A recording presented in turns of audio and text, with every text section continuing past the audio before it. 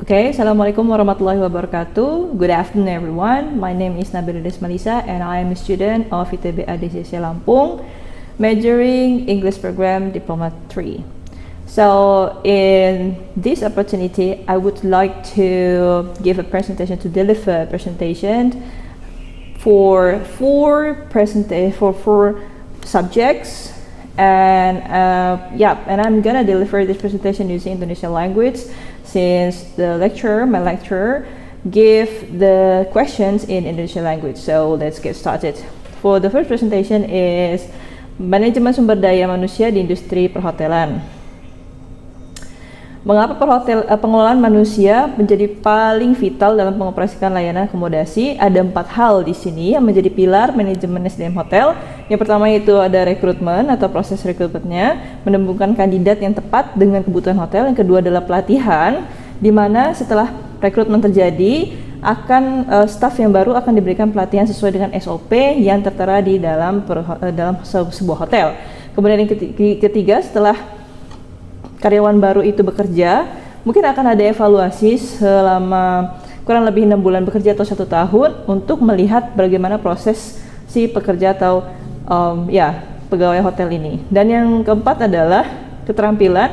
Tidak hanya berhenti di situ, setelah evaluasi juga akan dilihat apakah si karyawan ini memiliki keahlian tertentu yang dapat membuat sebuah hotel itu semakin maju lagi untuk kedepannya. Kemudian bagaimana proses dari rekrutmen tersebut yang harus dilakukan? Yang pertama adalah kita harus melihat dulu seperti apa kemampuan teknisnya. Kemudian yang kedua adalah yang berupa karakter dan sikap. Karena percuma saja jika seseorang itu pintar, sedemikian pintar apapun, jika tidak memiliki attitude yang baik, maka semua akan sirna. Maka kemudian yang kedua yaitu uji kemampuan komunikasi. Ini sangatlah penting karena seorang pegawai hotel akan berkomunikasi atau berinteraksi dengan banyak orang sekaligus. Maka dari itu kemampuan komunikasi ini sangat diperlukan sehingga tidak menimbulkan masalah-masalah yang lebih lanjut, atau si karyawan tersebut, si pegawai hotel tersebut juga dapat menyelesaikan masalah secepat mungkin. Dan yang terakhir itu adalah grooming dan professional display. Penilaian detail pada kerapian fisik. Visual sangatlah penting. Selain kemampuan verbal, kemampuan visual juga harusnya diutamakan karena hotel harus menjunjung kerapihan dan kebersihan. Bagaimana sih pelatihan awal dan onboardingnya? Yang pertama, pemahaman SOP kategori hotel. Yang kedua ada standarisasi hospitality grooming. Dan yang ketiga ada simulasi penanganan tamu atau role play. Bagaimana sistem pelatihan yang berkelanjutan? Ada 2, yaitu departmental training, yang ini dipimpin oleh head of department itu langsung. Dan yang cross training program ini adalah program rotasi kerja antar departemen. Jadi misalnya ada satu karyawan yang sangat bagus, tapi lebih bagus lagi jika dia dipindahkan ke departemen lain, maka pegawai ini atau karyawan baru ini akan dilatih sesuai dengan departemen yang sekiranya ia bisa lebih berkembang di sana. Kemudian evaluasi kinerja karyawan itu ada 360 derajat umpan balik komprehensif, di mana mystery guest atau ulasan tamu ini sangat berpengaruh kepada kinerja atau produktivitas karyawan tersebut. Dari hasil evaluasi 6 bulan ataupun 1 tahun ini menjadi dasar utama penentuan insentif bulanan atau memberikan sertifikat seperti Employee of the Year, Employee of the Month, begitu. Jalur pengembangan karir staff. Yang pertama ada onboarding, 3 bulan pertama, seperti apakah dia memahami SOP, kemudian dia juga apakah ia menerapkan SOP itu dalam pekerjaannya dengan baik. Dan kedua adalah sertifikasi, yang ini adalah untuk melegalkan dari kemampuan si karyawan tersebut karena memiliki sertifikasi yang berstandar BNSP. Kemudian kepemimpinan, apakah karyawan ini tidak hanya diberikan pelatihan untuk dirinya sendiri, tapi juga diberikan pelatihan untuk bisa nanti ke depannya memimpin para karyawan-karyawan baru atau sebagai leader yang baru. Dan ada juga jenjang promosi. Ini adalah jenjang yang paling dinantikan oleh setiap karyawan baru, apalagi karyawan yang sudah sekitaran 1-2 tahun, karena akan menduduki jabatan yang lebih tinggi setelah didapatkan promosi. Dampak pelatihan terhadap CSAT ini adalah sangat baik. Sebelum program SDM itu 62% sampai dengan sertifikasi yang luar biasa didapatkan 90%. Maka ini harus dilakukan secara secara bertahap dan berkelanjutan, sehingganya benar-benar manajemen SDM ini dilakukan untuk mencapai tujuan yang ingin dicapai. Terima kasih. Ini saya akan lanjut ke presentasi selanjutnya. Baik, untuk presentasi yang kedua, ini adalah tentang pemasaran hotel di dalam mata kuliah Hotel Marketing. Bagaimana analisis strategi segmen bisnis, pariwisata, dan staycation. Mengapa sih segmentasi pasar ini penting? Karena setiap tamu itu memiliki kebutuhannya tersendiri. Terdapat juga ekspektasi dan motivasi pemasaran yang berbeda-beda atau yang unik. Segmentasi yang tepat memungkinkan hotel menyusun strategi penawaran yang relevan dan meningkatkan efisiensi pemasaran. Ini tentu pasti ya, karena setelah dipisahkan berdasarkan dari motivasinya, kemudian berdasarkan dari kebutuhan si pengunjung tersebut, maka hotel itu dengan tepat bisa memasarkan hotelnya sesuai dengan minat dari calon pengunjung atau pengunjung yang sudah pernah berkunjung ke hotel tersebut. Yang pertama, pasar bisnis, yaitu korporasi yang berpergian untuk pekerjaan konferensi. Ini biasanya untuk lingkungan kerja ya, dan ini biasanya sih per grup, tidak individual, tapi ada juga yang beberapa individual. Dan yang kedua, pasar pariwisata. Ini yang lebih tepatnya untuk staycation, untuk liburan jangka pendek seperti misal 1 minggu ya. Ini biasanya juga orang-orang lebih ke villa ya, villa dan hotel, tapi lebih banyak untuk villa karena ada paket liburannya juga. Dan staycation dalam masyarakat lokal mencari rekreasi jangka pendek di dekat rumah, tak perlu berpergian yang jauh ya. Ini juga dapat menjadi satu strategi pemasaran yang baik. Karakteristik segmen pasar bisnis ada fokus pada efisiensi waktu, sensitivitas harga rendah, dan kerapatan tingkat hunian. Dan ada kebutuhan utama para tamu bisnis. Yang pertama yang jelas adalah teknologi dan konektivitas yang dicari oleh partner bisnis, oleh tamu yang terutama untuk melakukan perjalanan bisnis. Ialah yang pasti pertama adalah wifi, kecepatan internet yang baik, kemudian juga adanya kemudahan dalam menjalankan bisnisnya seperti ruang rapat, kemudian hotel juga bisa jadi di tengah kota yang memang dia kunjungi untuk berbisnis dengan rekan bisnisnya begitu. Dan layanan operasi yang fleksibel. Kalau untuk segmen pariwisata ada 3 karakteristik. Yang pertama rekreasi. Ini lebih jelas ya, karena biasanya lebih dekat dengan tempat wisata seperti kebun binatang atau ke pantai, atau juga tempat wisata lain yang seperti di Jogja ya, di dekat Malioboro yang banyak hiburan dan juga banyak tempat rekreasi. Harga yang fleksibel, ya ini harus diutamakan juga, karena pastilah pelancong itu akan melihat, memfilter sesuai dengan harga yang disanggupinya. Kemudian sifatnya musiman, ini terutama pada hari libur anak sekolah ataupun libur awal tahun, akhir tahun, dan lebaran. Strategi pemasaran untuk pariwisata yaitu penyusunan paket bundling, seperti ada bekerja sama dengan travel. Yang kedua, manajemen reputasi online yang menggunakan ulasan positif di online travel agency seperti Traveloka, Goda, TripAdvisor, dan lain sebagainya. Dan yang ketiga adalah kampanye visual di media sosial. Ini seperti menggunakan TikTok, Instagram, ataupun menyewa influencers di YouTube ataupun di sosial media lainnya. Ya, strategi segmen pasar staycation ini lebih ke lokal ya, karena staycation kan yang dekat dengan penduduk gitu, dengan sekitarnya. Jadi lebih disusun strateginya untuk pemasaran sesuai area saja. Inilah perbandingan prioritas setiap segmen. Kenyamanan kerja itu adalah yang paling utama.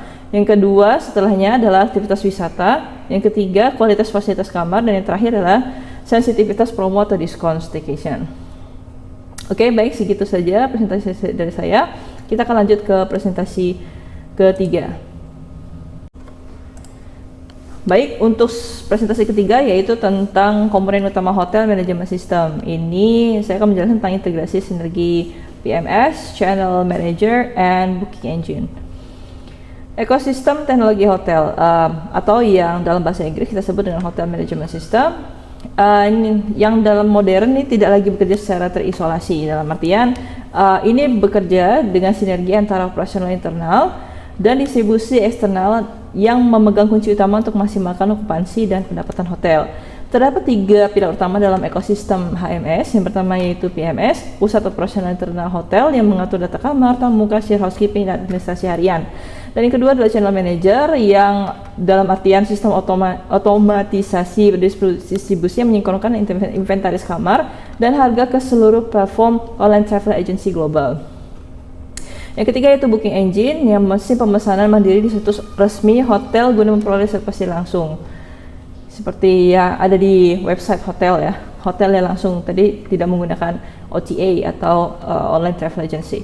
Dan Property Management System, ini ada 3 hal: pusat saraf operasional, integrasi profil tamu, dan manajemen keuangan internal. Sistem ini sangat digunakan, sangat bermanfaat untuk digunakan karena dapat mengontrol semua aktivitas yang dilakukan oleh oleh pengunjung atau seorang tamu lah. Karena dari kebiasaannya apa, misalnya kamar yang dipesan, kemudian berapa kali dia memesan kamar, dan ini bisa digunakan untuk menjadi strategi marketing yang baik agar kenyamanan dapat terus dirasakan oleh tamu tersebut, dan tamu tersebut akhirnya memutuskan untuk mengulang kembali kunjungan hotelnya ketika ada kesempatan untuk menginap di hotel. Fitur esensial dalam operasi PMS ada 3, yaitu papan reservasi dan kamar interaktif, sinkronisasi status housekeeping, dan ketiga itu folio sistem billing otomatis. Apa sih fungsi utama Channel Manager? Itu ada sinkronisasi 2 arah, dan yang kedua adalah strategi rate, parity, dan tarif. Efisiensi distribusi kamar. Sebelum kehadiran Channel Manager, proses pembaruan alokasi kamar di berbagai OTA dilakukan secara manual oleh staf reservasi, dan ini agak sedikit membuat masalah karena terdapat kasus overbooking di periode yang ramai, sehingga ya karena menggunakan tenaga manusia itu terkadang masih ada slip atau human error ya. Jadi ini sangat tidak disarankan. Maka dari itu harus terintegrasi dengan sistem online. Direct Booking Engine.